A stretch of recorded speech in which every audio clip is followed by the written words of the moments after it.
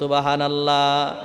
নবীজি বলেন, মা মিন ওয়ালাদিন বাররিন ইয়ানজুরু ইলা ওয়ালিদাইহি নাজরাতা রাহমাতিন ইল্লা কাতাবাল্লাহু লাহু বিকুল্লি নাজরাতিন হাজ্জাতাম মাবরুরাতান। ক্বালু ওয়া ইন নাযারা কুল্লা ইয়াউমিন মিয়াতা মাররাতিন। ক্বালা নাআম আল্লাহু আকবার ওয়াতিয়াবু। জুরে বলুন সুবহানাল্লাহ। আল্লাহর নবী বলেন, কেউ যদি দৈনিক মা বাবার সাথে যদি মা বাবার চেহারার দিকে যদি তাকায়া থাকে, তাহলে আল্লাহ তাআলা তার পিতামাতার দিকে সৎ নেক নজরে তাকানোর কারণে যতবার তাকাইবে আমার আল্লাহ তাআলা তাকে একটা করে কবুল হজের সওয়াব দিবে। জুড়ে বলুন সুবহানাল্লাহ। মা বাবার চেহারার দিকে তাকায়া থাকলে কবুল হজের সওয়াব। জুড়ে বলুন না সুবহানাল্লাহ। সাহাবীরা প্রশ্ন করলেন, ক্বালু ওয়া ইন নাযারা কুল্লা ইয়াউমিন মিয়াতা মাররাতিন। আল্লাহর নবী গো, আমরা যদি মা বাবার চেহারার দিকে দৈনিক 100 বার তাকাই, তাহলে কি আমার আল্লাহ তাআলা 100 কবুল হজের সওয়াব দিবে নাকি? রাসূল বললেন, ক্বালা নাম। হে সাহাবী, অবশ্যই কেউ যদি 100 বার মা বাবার দিকে নেক নজরে তাকায়, মায়ার নজরে মার অথবা বাবার চেহারার দিকে তাকায়, আমার আল্লাহ তাআলা 100 বার তাকাইলে 100 কবুল হজের সওয়াব তার আমল নামায় লিখে দিবে। রাসূল বলেন, ক্বালা নাম আল্লাহু আকবার ওয়াতিয়াব। নিশ্চয় আল্লাহ মহান এবং পবিত্র। 100 বার তাকাইলে আল্লাহর কাছে কি সওয়াবের কোনো অভাব আছে নাকি? 100 বার তাকাইলে 100 কবুল হজের সওয়াব লিখে দিবে। জুড়ে বলুন সুবহান। তাহলে মা বাবার চেহারার দিকে তাকায়া থাকলেও সওয়াব আছে না নাই? 3টা জিনিসের দিকে তাকাইলেই সওয়াব। জুড়ে বলুন সুবহানাল্লাহ। 1 নম্বরে কাবা শরীফের দিকে তাকায়া থাকলে সওয়াব হতে থাকে। জুড়ে বলুন সুবহানাল্লাহ। কুরআনুল কারীমের দিকে তাকায়া থাকলেই সওয়াব হতে থাকে। জুড়ে বলুন সুবহানাল্লাহ। আরেকটা বড় সম্পদ হচ্ছে পিতা মাতা। এই পিতা মাতার দিকে তাকায়া থাকলে কবুল হজের সওয়াব যিনি দেন তিনি কে? জুড়ে বলুন না, তিনি কে? আমার আল্লাহর কাছে সওয়াবের কোনো অভাব নাই। আমার আল্লাহর রাসূল বলেন, যদি কেউ ক্বালু ইন নাযারা কুল্লা ইয়াউমিন মিয়াতা মাররাতিন, 100 বার যদি তাকায়, ক্বালা নাম। রাসূল বলেন 100 কবুল হজের সওয়াব আমার আল্লাহ লিখে দিবে। জুড়ে বলুন সুবহানাল্লাহ। এই জন্য মা বাবার দিকে নেক নজরে তাকাবেন, মায়ার নজরে তাকাবেন, আর মা বাবার সাথে সৎ আচরণ করবেন। তারা যদি বিপদের মধ্যে পড়ে যায় বা অসুস্থ হয়ে যায়, আল্লাহ তাআলা এই ব্যাপারেও স্পষ্ট ঘোষণা দিয়েছেন। আল্লাহ বলেন, ইম্মা ইয়াবলুগান্না ইনদাকাল কিবারা আহাদুহুমা আও কিলাহুমা ফালা তাকুল লাহুমা উফফিন ওয়ালা তানহারহুমা وَقُلْ لَهُمَا قَوْلًا كَرِيمًا।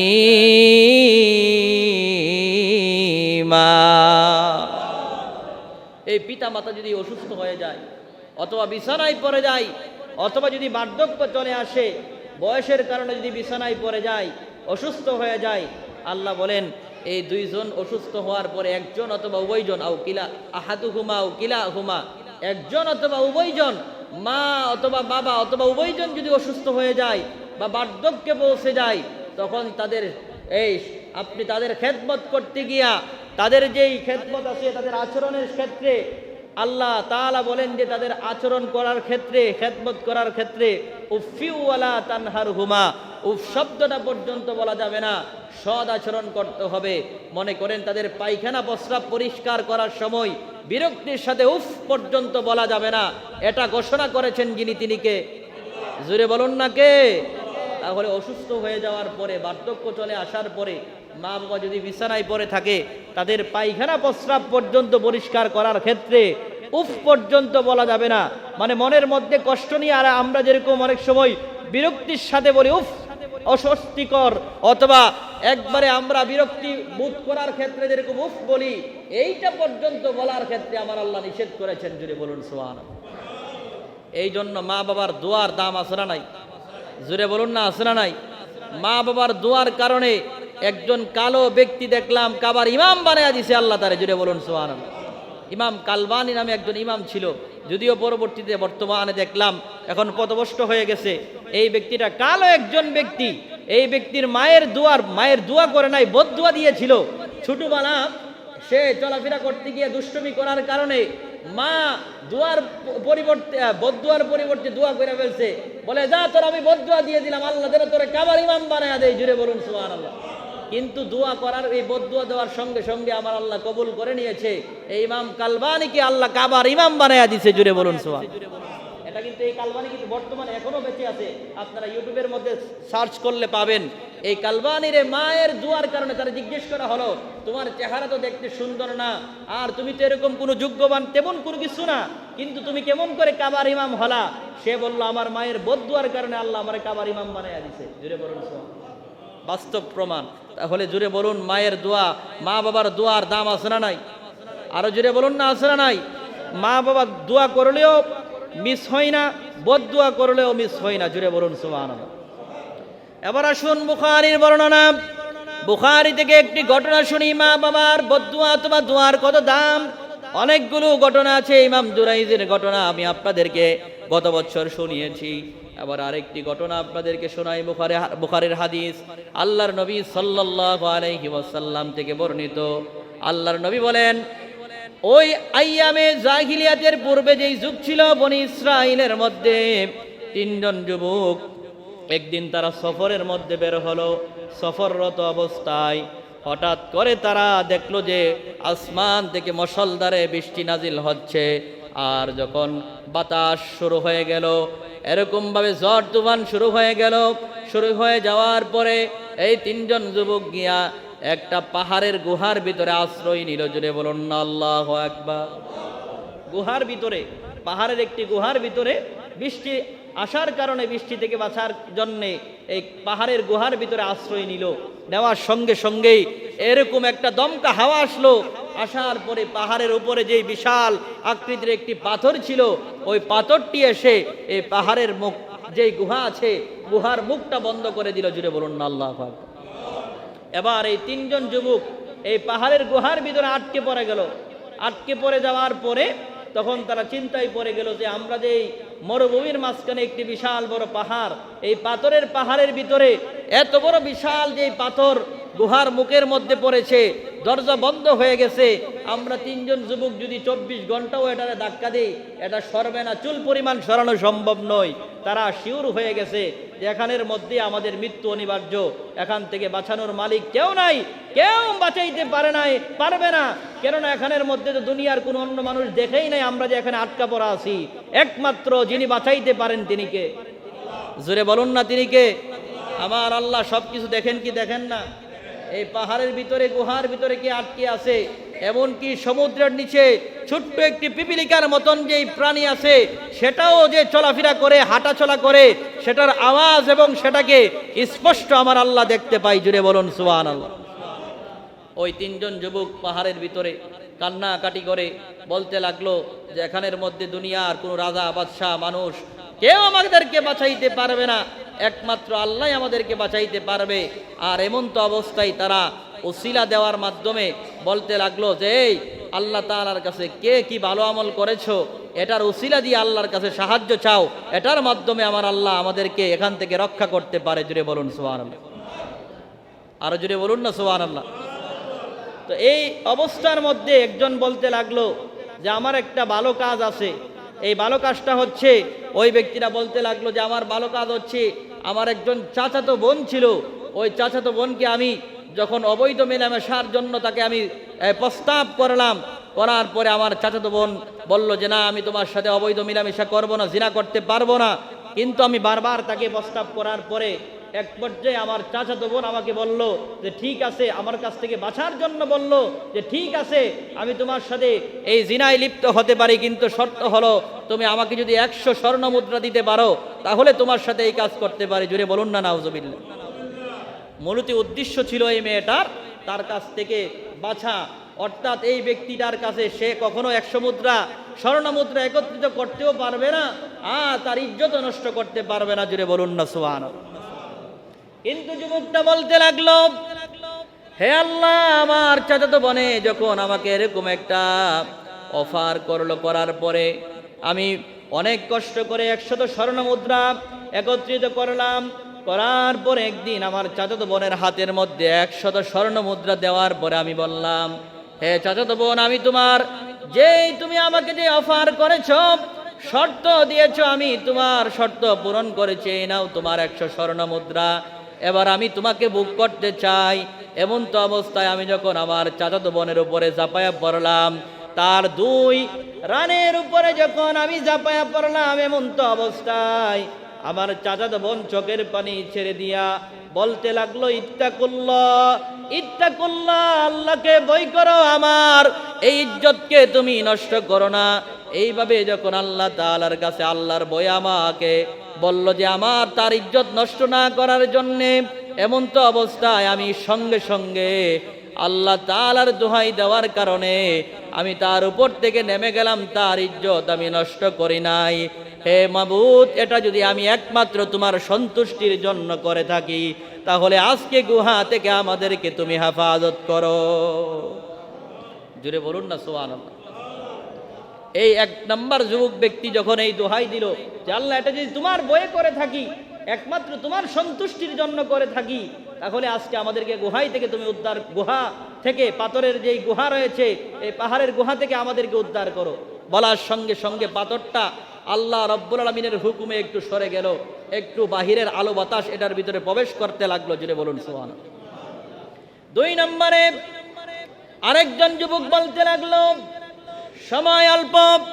2 নম্বরে আরেকজন যুবক ডাক দিয়ে বলে, আল্লাহ, আমার বাড়ির মধ্যে একজন চাকর ছিল অথবা একজন শ্রমিক ছিল, ওই ব্যক্তিটা যখন আমার বাড়িতে কাজ করলো, করার পরে তার পারিশ্রমিক না নিয়ে ওই শ্রমিকটা চলে গেল। যাওয়ার পরে আমি এই তার শ্রমিকের যেই পারিশ্রমিক ছিল, এই পারিশ্রমিক দিয়া আমি অনেকগুলা গরু এবং বেড়া বকরি কিনতে লাগলাম।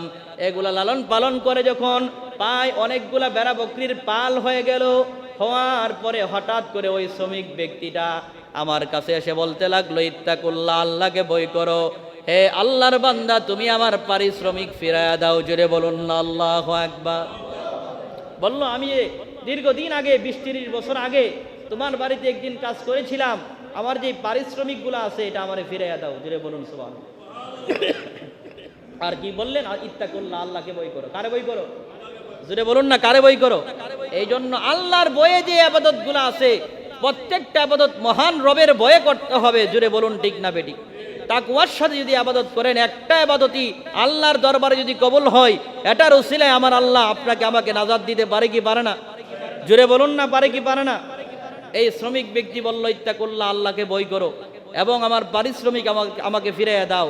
এই কথা বলার সঙ্গে সঙ্গে দ্বিতীয় যুবক বলে, আল্লাহ, এই কথা বলার সঙ্গে সঙ্গে তার পারিশ্রমিক দিয়ে আমি যে বেড়া বকরির পাল হয়ে গেছে, কয়েকশো বেড়া বকরি হয়ে গেছে, যা কিছু তার সম্পদ দিয়া, পারিশ্রমিক দিয়া করেছিলাম, সমস্ত কিছু তারে বললাম, হে আল্লাহর বান্দা, এই নাও, যা কিছু আছে সব তোমার। জুড়ে বলুন না সুবহানাল্লাহ।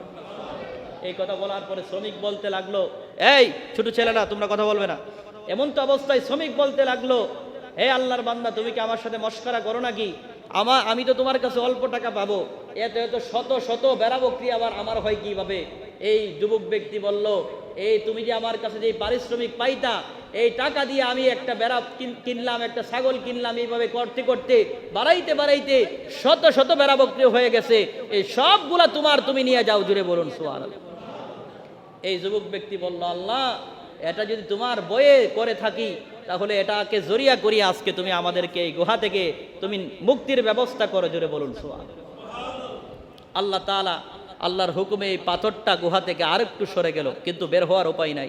তৃতীয় যুবক আল্লাহ তাআলাকে আবার ডাক দিয়ে বলতে লাগলো, হে মহান রব আল্লাহ, আমার তেমন কোনো নেক আমল নাই, কিন্তু একটা নেক আমল আছে, ভালো করে লক্ষ্য করুন। আমার বলার যে মূল উদ্দেশ্য সেটা হচ্ছে পিতামাতার খেদমত এবং মা বাবার দোয়া। জুড়ে বলুন না সুবহানাল্লাহ। তৃতীয় যুবকটা আল্লাহ তাআলাকে ডাক দিয়ে বলতে লাগলো, আল্লাহ, আমার পিতা মাতা বার্ধক্যজনিত কারণে অসুস্থ হয়ে গেছে, তারা বৃদ্ধ হয়ে যাওয়ার কারণে চলাফেরা করতে পারতো না, আর আমি একজন রাখাল ব্যক্তি, আমি মাঠের মধ্যে বেড়া বকরি এগুলাকে পালন করতাম। এই বেড়া বকরিগুলাকে সারাদিন ঘাস খাওয়ানোর পরে সন্ধ্যার সময় একদিন আমি যখন বাড়িতে ফিরে আসলাম, প্রত্যেক দিন আমার মা বাবাকে আগে এই বেড়া বকরিগুলা থেকে দুধ দোহন করে মা বাবাকে আগে দুধটা পান করানোর পরে, তাদেরকে দেওয়ার পরে, তারা খাওয়ার পরে তারপরে আমার সন্তানদেরকে এবং আমার পরিবার স্ত্রী যারা আছে তাদেরকে দিতাম। কিন্তু একদিন একটু ভিন্ন রকম ঘটনা ঘটলো। আমার মা বাবা সন্তানগুলা বাড়ির মধ্যে পিপাসার্ত অবস্থায়, অনাহার অবস্থায়, সন্ধ্যা হয়ে গেল। আমি রাখাল হওয়ার কারণে আমার বেড়া বকরিগুলা বাড়িতে নিয়ে আসতে একটু লেট হয়ে গেল।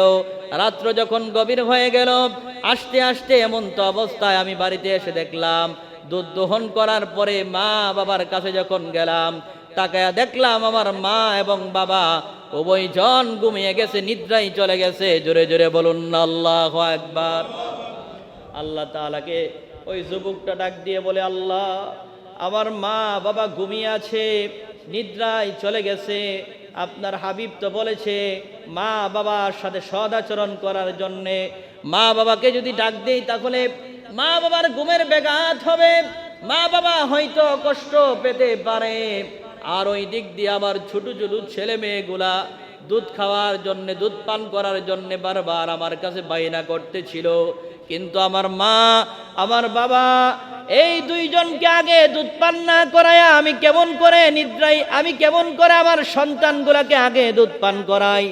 এই জন্য আমি বারবার চিন্তা করতেছিলাম, না না, আমার মা বাবার এই দুইজনকে দুধ পান করানোর পূর্বে আমার সন্তানদেরকে আমি দুধ পান করাইতে পারি না।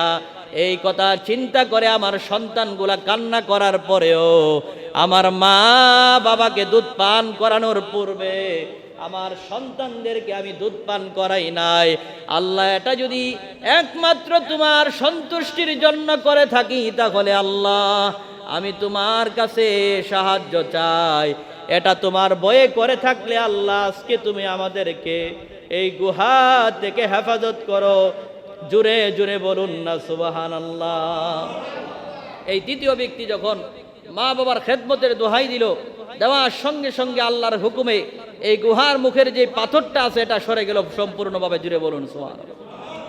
এবং যুবকগুলা পাহাড় থেকে, গুহার ভিতর থেকে বের হয়ে আসলো। তাহলে মা বাবার খেদমতের দাম আছে না নাই? এই জুড়ে বলুন না, আছে না নাই?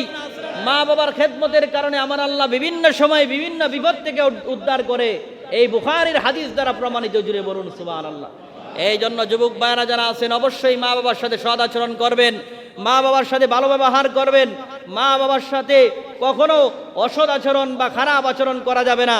এখন বর্তমানে অনেক ইয়াং জেনারেশন নেশায় আসক্ত হয়ে, নেশাগ্রস্ত হয়ে যাওয়ার কারণে আমার নিজের চোখের, আমি নিজের দেখা এরকম অনেক প্রমাণ আছে। দেখলাম যে মা বাবার সাথে, মা বাবার গলার মধ্যে গিয়ে ছড়ি ধরে যে নেশার টাকা যদি, মাদকের টাকা না দাও আর যদি বোতলের টাকা না দাও তাহলে হত্যা করে ফেলবো। জোরে বলুন না নাউজুবিল্লাহ। এরকম যুবক সমাজে আছে না নাই?